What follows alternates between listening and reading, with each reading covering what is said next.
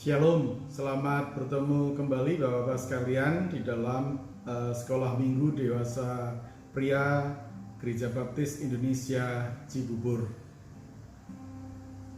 Kali ini kita akan memasuki pelajaran ke-8 triwulan pertama tahun 2022. Mari kita awali dengan berdoa bersama-sama. Bapa kami yang bertahta di kerajaan surga yang mulia, sungguh mengucap syukur bila pada kesempatan kali ini Tuhan persekutukan kami melalui pelajaran sekolah minggu Dewasa Pria Gereja Baptis Indonesia Cibubur. Kali ini kami akan belajar salah satu topik yang didasarkan kepada firman Tuhan berkaitan dengan dosa karena lidah. Oleh karena itu ya Tuhan, kami mohon berkat-Mu agar kami mampu menyerap pelajaran ini dari kesempatan kali ini, sehingga kami akan mendapatkan berkat yang luar biasa dari Tuhan setelah kami mempelajarinya. Dalam nama Tuhan Yesus kami berdoa dan mengucap syukur. Amin. Bapak-bapak sekalian, tujuan pelajaran kita pada kesempatan ini adalah yang pertama, kita semua akan mampu mengevaluasi bahaya dari perkataan-perkataan yang salah atau perkataan yang tidak benar. Kemudian kita semua juga akan mampu memahami pentingnya mengendalikan lidah. Dan yang ketiga, kita akan mampu menentukan pilihan bahwa lebih baik memakai perkataan yang memberkati daripada perkataan yang mengutuki. Perikop yang dijadikan dasar pada pelajaran 8 ini adalah Yakobus pasal 3 ayat 1 sampai dengan 12 yang diberi judul dosa karena lidah. Seperti biasa Bapak-bapak sekalian, saya berharap Bapak-bapak sudah membaca perikop ini sebelum melanjutkan pelajaran kita melalui video kali ini. Bapak sekalian, firman Tuhan dalam perikop yang kita pelajari kali ini berfokus kepada masalah mengendalikan lidah. Maksudnya adalah agar kita berhati-hati dalam berinteraksi dengan sesama atau lingkungan di mana kita berada. Yakobus juga mengaitkan suratnya dengan profesi guru. Saya mengartikannya sebagai guru Injil. Karena pada zaman Yakobus banyak sekali guru Injil yang baru. Yakobus sangat mendukung seseorang memiliki jabatan guru Injil pada masanya. Dia hanya mengingatkan akan ajaran firman Tuhan bahwa agar setiap orang menggunakan lidahnya hanya untuk memuliakan Tuhan. Khususnya seorang guru yang setiap saat menggunakan lidahnya untuk berkata-kata dalam pengajarannya. Bapak sekalian, bagian pertama daripada pelajaran kali ini adalah menyampaikan kebenaran. Pengertian menjaga lidah adalah sama dengan mengendalikan perkataan atau mengendalikan ajaran. Jangan mengatakan berita bohong atau ajaran yang salah. Tentu saja banyak faktor yang mempengaruhi seseorang yang menjadi guru Injil, menjadi guru sekolah minggu. Harus mempelajari semua bahan yang akan dijadikan bahan sebagai bahan pelajaran. Karena salah satu faktor yang mungkin bisa menjadi faktor pengurang atau nilai negatif dari semua pengajaran kalau kita tidak memahami bahannya, sehingga kita hanya bercerita mengenai hal-hal yang berkaitan dengan pengalaman pribadi saja. Potensi mengajar yang salah selalu ada karena semua orang termasuk yang berprofesi sebagai guru Injil adalah orang-orang berdosa. Bapak coba perhatikan ayat 1 dan 2. Ajaran yang salah yang disampaikan oleh guru Injil atau guru sekolah minggu akan berdampak buruk bagi banyak orang yang mendengarnya. Kita tahu bahwa guru memberikan pengajaran kepada para murid. Dari sisi lain, si penerima ajaran dalam hal ini atau murid, dia juga adalah orang berdosa, sehingga ada kemungkinan besar akan menjadi mudah tersinggung oleh perkataan-perkataan yang digunakan gurunya. Oleh karena itu, guru yang adalah pembawa berita kebenaran harus menggunakan kata-kata yang bijak dan tepat yang tidak menyinggung perasaan para muridnya. Guru menyampaikan kebenaran dimotivasi oleh kasih, sehingga cara menyampaikannya harus penuh kasih. Guru di dalam menyampaikan kebenaran tidak dalam rangka menghakimi dan menjatuhkan, melainkan menyampaikan kebenaran dengan tulus ikhlas. Ini satu pemahaman yang harus kita resapi bersama kalau kita sekali waktu ditugasi untuk berperan sebagai seorang guru. Karena dari pengalaman banyak sekali orang yang menjadi guru, orang yang mengajarkan sesuatu itu bisa menggunakan sarana pengajaran itu untuk menjatuhkan seseorang, memojokkan seseorang berdasarkan substansi yang sedang dibahas. Bapak sekalian, di bagian kedua kita diberi pelajaran berkaitan dengan mengendalikan lidah.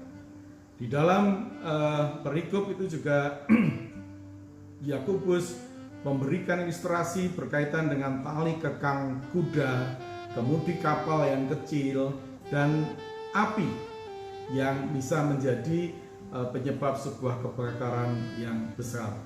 Dengan itu Yakobus ingin menegaskan bahwa lidah tidak berbeda dengan kendali kekang kuda, dengan kemudi kapal yang kecil, dengan api yang kecil.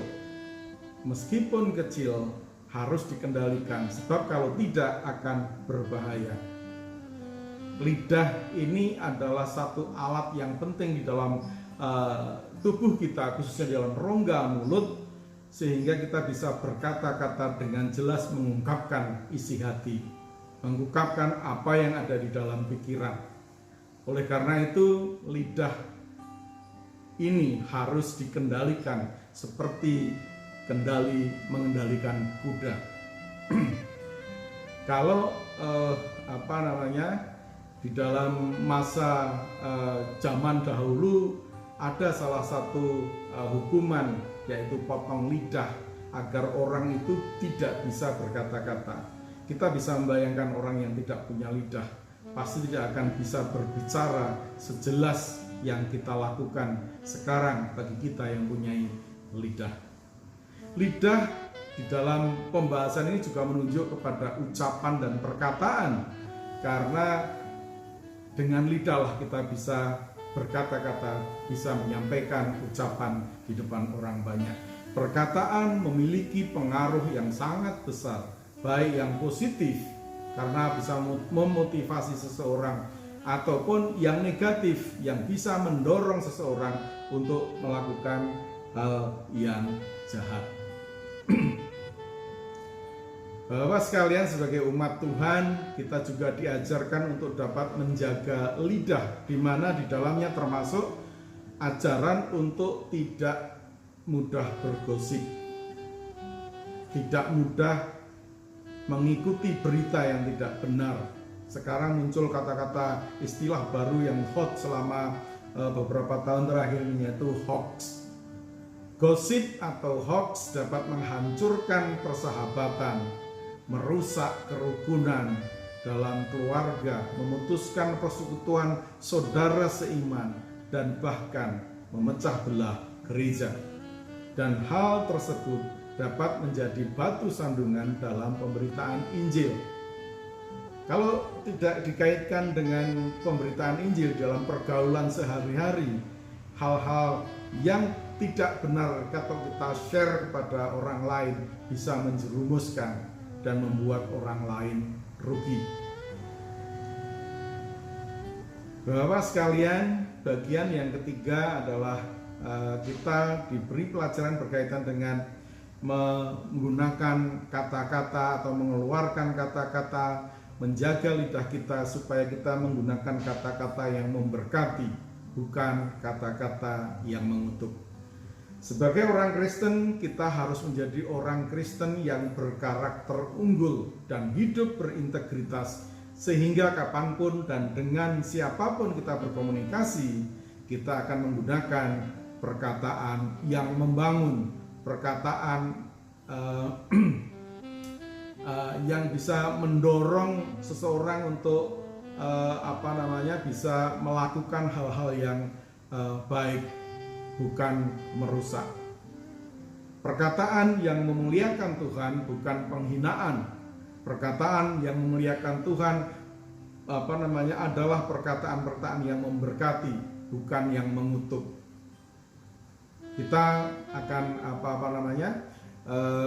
banyak sekali dihadapkan kepada situasi di mana kita bisa memanfaatkan kesempatan untuk menggunakan perkataan ini dengan baik atau buruk.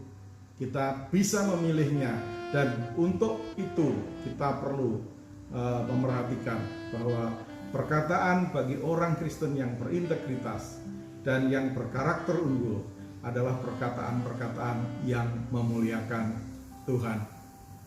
Kita diajarkan agar hidup berintegritas, yaitu menerapkan iman Kristen di dalam perbuatan dan perkataan kita, sehingga menjadi contoh di tengah masyarakat. Bapak sekalian, itulah tiga bagian yang ketiga dan sebagai penutup bagian yang ketiga ini, atau bahkan seluruh pelajaran berkaitan dengan masalah memberkati dan bukan mengutuk, maka kita harus kembali ke Yakobus pasal 3 ayat 9 sampai dengan 12. Bapak nanti bisa membaca Alkitab kembali, atau kita bisa bersama-sama membaca di dalam layar ini. Dengan lidah kita memuji Tuhan Bapa kita, dan dengan lidah kita mengutuk manusia yang diciptakan menurut rupa Allah. Dari mulut yang satu keluar berkat dan kutuk. Hal ini, saudara-saudaraku, tidak boleh demikian terjadi. Adakah sumber memancarkan air tawar dan air pahit dari mata air yang sama? Saudara-saudaraku, adakah pohon ara dapat menghasilkan buah zaitun, dan adakah pokok anggur dapat menghasilkan buah ara? Demikian juga mata air asin tidak dapat mengeluarkan air tawar. Dari membaca ayat tadi, kita akan sampai kepada bagian akhir dari pelajaran kita. Di bagian penutup, ada beberapa hal yang harus kita lakukan agar perkataan kita menjadi berkat bagi sesama dan menyenangkan hati Tuhan. Yaitu, yang pertama adalah mari bertobat dengan sungguh-sungguh. Orang bertobat memiliki hati yang suci, sehingga perkataan yang keluar dari mulutnya pun adalah perkataan yang suci. Kemudian setelah itu adalah berdoa memohon pertolongan Tuhan. Dengan kehidupan yang semakin dewasa di dalam Tuhan, kita akan menjadi orang Kristen yang terus diperbaharui dari waktu ke waktu, sehingga perkataan yang keluar dari mulut kita pun akan berubah menjadi perkataan-perkataan yang memberkati dan bukan perkataan-perkataan yang mengutuk. Dan sebagai bagian yang terakhir, perkataan yang diucapkan seorang menjadi cerminan jati diri orang tersebut. Seperti yang disebutkan dalam Matius pasal 12 ayat 35. Orang yang baik mengeluarkan hal-hal yang baik dari perbendaharaannya yang baik. Dan orang yang jahat mengeluarkan hal-hal yang jahat dari perbendaharaannya yang jahat. Demikian pelajaran 8 kali ini Bapak-Bapak sekalian. Meskipun singkat, saya berharap ini akan bisa menjadi bahan dasar kita berdiskusi di WA Group kita. Kiranya Tuhan memberkati Bapak-Bapak sekalian. Mari kita berdoa. Bapa kami yang bertahta di kerajaan surga yang mulia, kami mengucap syukur bila kesempatan hari ini sudah Tuhan berkati kami dalam mengikuti pelajaran sekolah minggu, pelajaran 8 triwulan pertama tahun 2022. Berkati hati kami, dampingi hati kami dengan Roh-Mu yang kudus agar kami mampu mencerna semua yang Tuhan kehendaki dalam kehidupan kami berkaitan dengan menjaga lidah ini. Dalam nama Tuhan Yesus yang berdoa dan mengucap syukur. Amin. Shalom Bapak-Bapak sekalian, sampai ketemu pada pelajaran yang ke-9 minggu yang akan datang. Tuhan Yesus memberkati.